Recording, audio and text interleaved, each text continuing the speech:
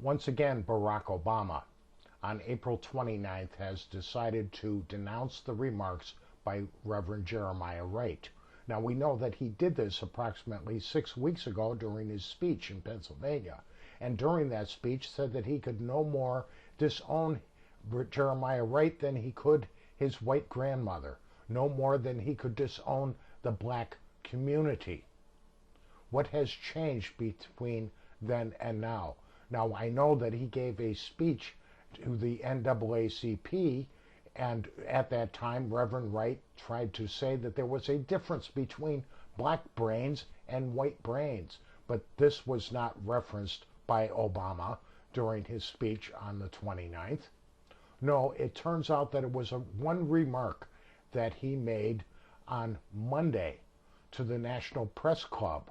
Wright was asked his reaction to Obama's speech in Pennsylvania, and he said if Senator Obama did not say what he said, he would never get elected. Politicians say what they say and they do what they do based on electability, based on sound bites, based on polls. And it turns out that this is exactly what Obama was doing once again on the 29th.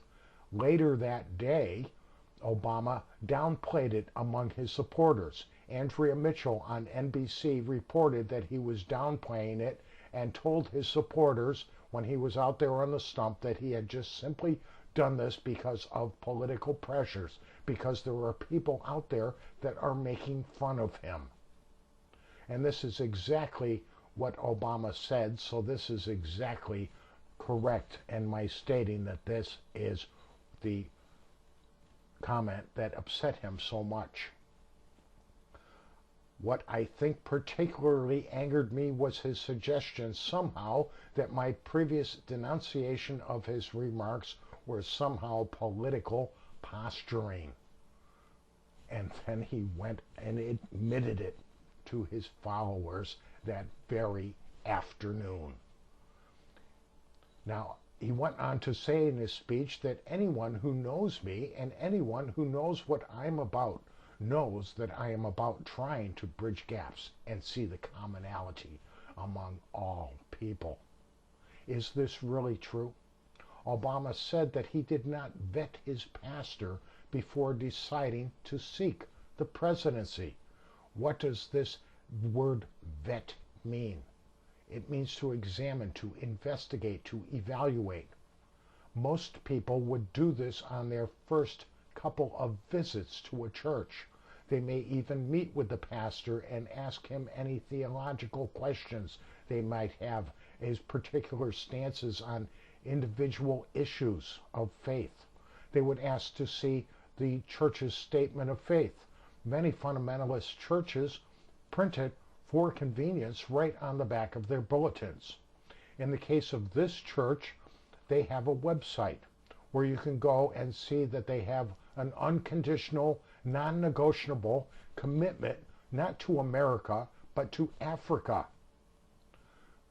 Also on that website, Jeremiah Wright clearly states that his teaching is based on the theology of James Cone in his 1969 book, Black Theology and Black Power.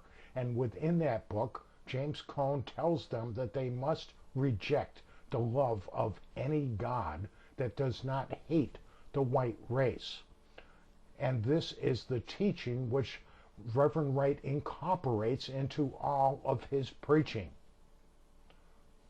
Now, 20 years later, not the first couple of weeks, but 20 years later, Obama has admitted that he has never evaluated his teaching and states what became clear to me is that he is presenting a worldview that contradicts who I am and what I stand for. How the world can you be going to a church like this for 20 years and not realize the worldview that is being presented?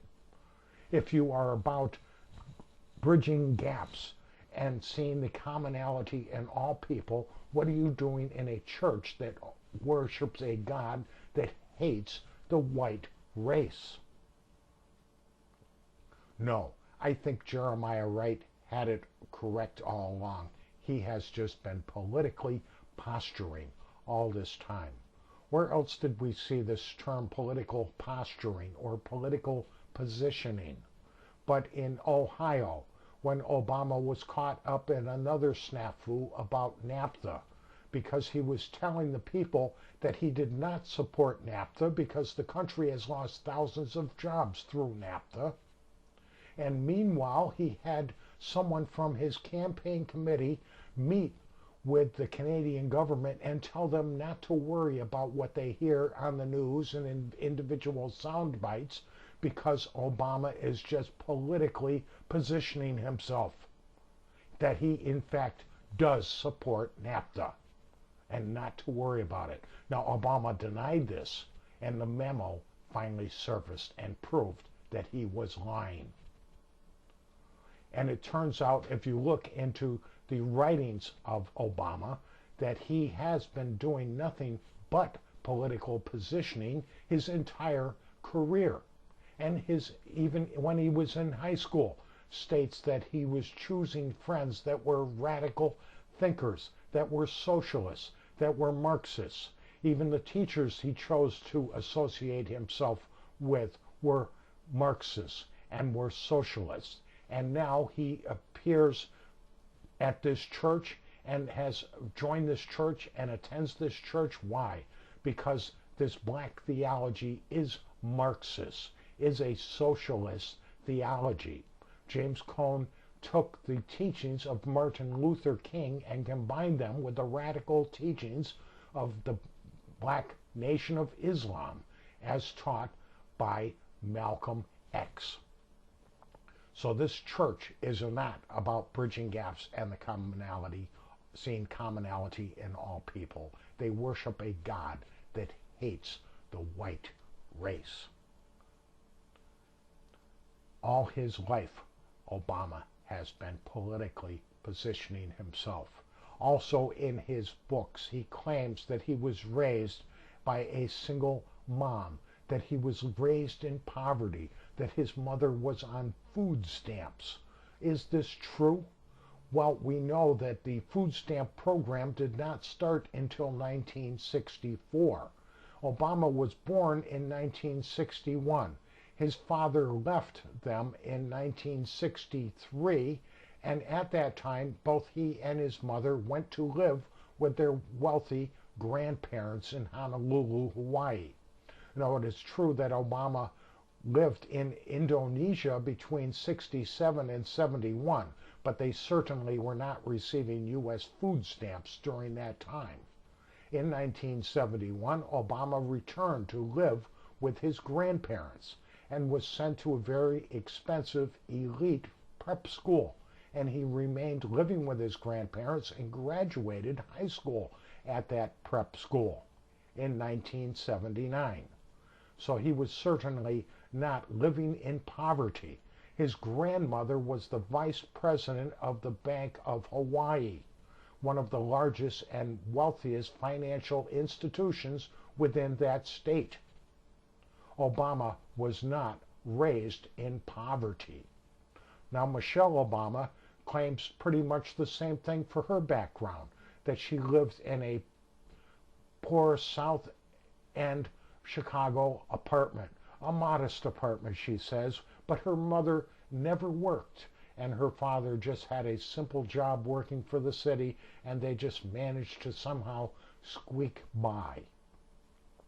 Well, I did a little research on it and found that her mother worked for years as a secretary for Spiegel catalogs, and I have seen reference in some articles that say that her father may have earned as much as $50,000 a year back in the 70s.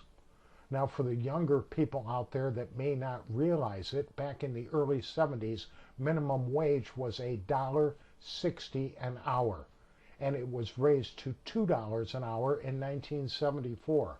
And believe it or not, you could live fairly well on minimum wage back then.